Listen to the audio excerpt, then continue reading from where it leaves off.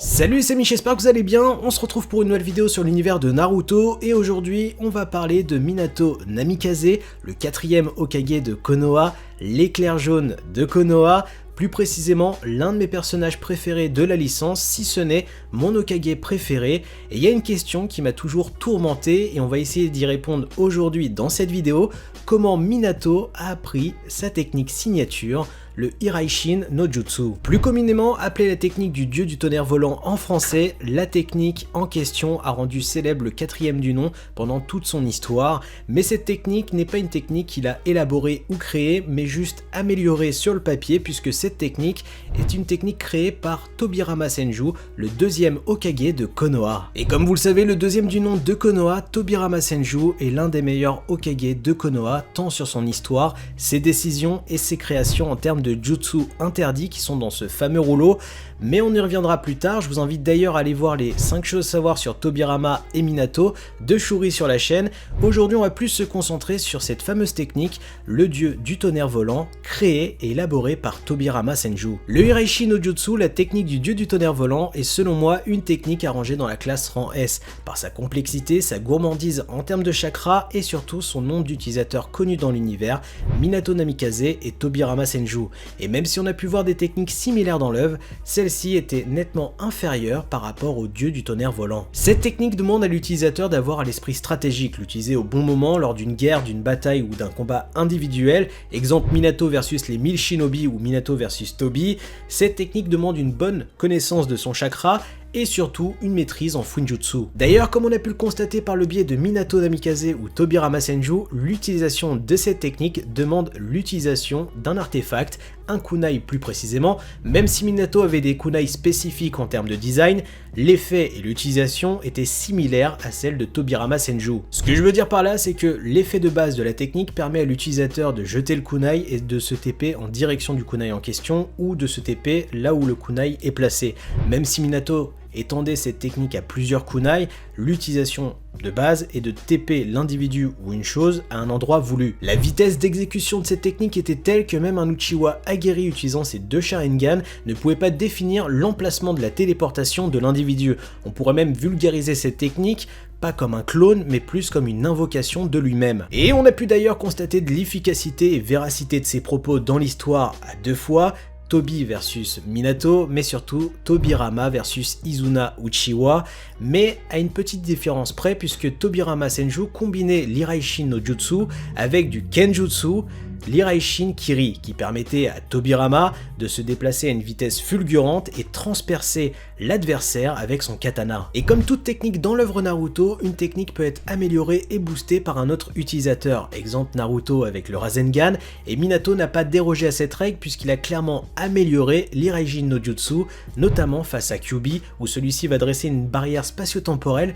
pour déplacer une bombe de Biju à des kilomètres. Et même avant les événements face à Kyuubi et cette fin tragique du 4e du nom à Konoha pour sauver les villageois et son propre fils, ce qui fait clairement écho et qui nous prouve à nous lecteurs que Minato a amélioré ses techniques, c'est pendant la 3e grande guerre shinobi où celui-ci va totalement terrasser 1000 shinobi et stopper la 3e grande guerre. D'ailleurs, petite précision, Minato Namikaze, le 4e Hokage de Konoha, avait tellement bien capté la technique, l'Hiraishin no Jutsu, la technique du dieu du tonnerre volant, qui pouvait aussi marquer des individus directement en cas de danger ou pour tuer un ennemi, notamment comme il l'a fait à Kushina quand elle était en danger. Et on arrive donc à cette fameuse question: comment Minato Namikaze, le 4e du nom de Konoha, a appris la technique du dieu du tonnerre volant.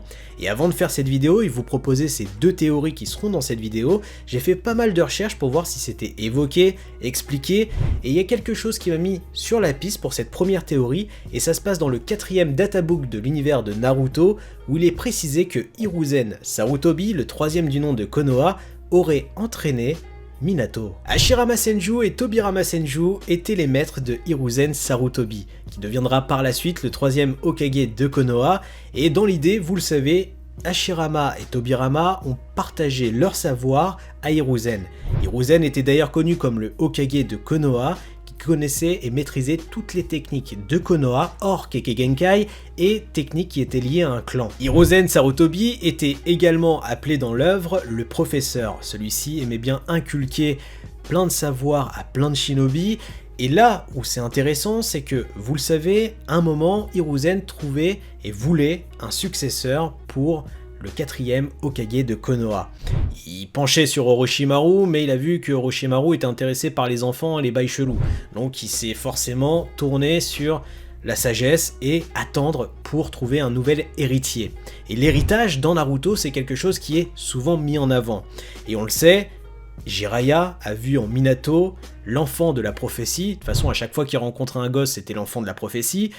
Et il a mis clairement Hiruzen sur la piste pour que Minato devienne le 4e du nom. Et en partant du principe que Hiruzen Sarutobi, le 3e Hokage de Konoha, connaissait toutes les techniques de son village, eh bien maîtrisait également la technique du dieu du tonnerre volant et qu'il aurait lui-même transmis et appris à Minato Namikaze, ce qui aurait permis au personnage de se frayer un chemin, mais surtout de trouver sa voie en termes de shinobi. Et par liaison, il n'est pas impossible que grâce à l'entraînement que Minato aurait eu avec Hiruzen Sarutobi, le 3e Hokage, que celui-ci lui aurait également transmis la flamme de la volonté et même ouvert le chemin sur son rêve de devenir Hokage de Konoha et donc le successeur de Hiruzen. Et personnellement, j'adore cette théorie puisqu'elle a du sens par rapport au message que l'œuvre Naruto nous a toujours appris, c'est l'importance de l'héritage et de la volonté. Hashirama, Tobirama, Hiruzen, Tsunade, Kakashi et Naruto, tous sont liés entre maître à élève, et de voir Hiruzen inculquer cette technique à Minato, qui deviendra son successeur, et que cette même technique appartenait à son propre maître Tobirama, c'est juste magnifique. La deuxième théorie est clairement moins vendeuse, mais elle va dans le sens du génie de Minato. Minato était considéré comme un génie précoce, et comme tout génie, eh bien tu accomplis des exploits. Et on pourrait tout simplement partir du principe que Minato, tout comme bon shinobi, s'instruit, prend des rouleaux, et aurait tout simplement appris la technique tout seul, et développé et amélioré avec ses propres capacités et son propre intellect. Vous l'aurez donc compris, deux chemins possibles selon moi pour répondre à cette question, comment Minato a appris sa technique signature, le dieu du tonnerre volant, soit par son propre intellect et son propre génie, soit par l'héritage grâce à Hiruzen Sarutobi. Après, il est possible que vous avez d'autres théories, donc n'hésitez pas à me la marquer en commentaire, et si vous avez d'autres questions sur l'univers de Naruto, comment ou pourquoi, n'hésitez pas à me les proposer en commentaire, j'y répondrai en vidéo. N'hésitez pas à commenter, à liker, c'est super important pour le référencement sur YouTube, et à vous abonner à la chaîne YouTube. Je vous dis à très bientôt, tchuss!